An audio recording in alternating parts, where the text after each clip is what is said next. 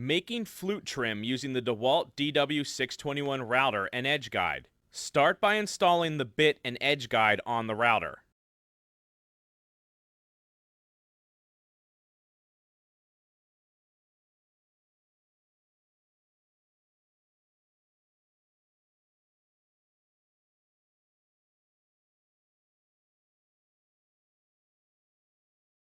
Set the router depth stop to the desired depth and set the edge guide for the first pass.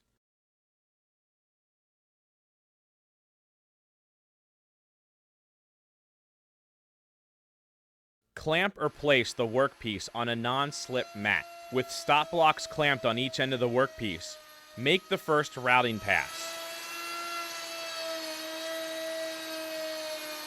Reset the fence and route the next pass, repeating until the desired number of flutes are milled.